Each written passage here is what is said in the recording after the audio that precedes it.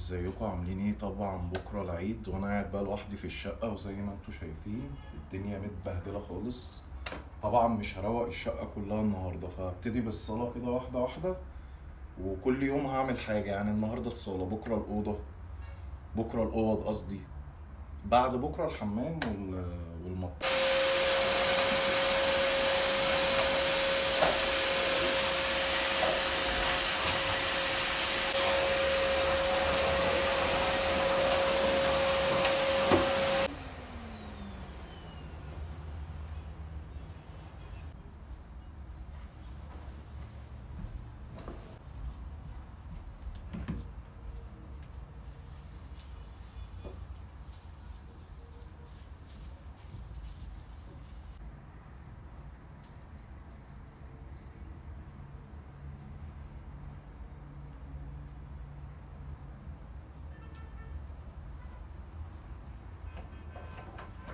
هنا بقى خلصت ترويق نص الصاله، يعني مش الصاله كلها.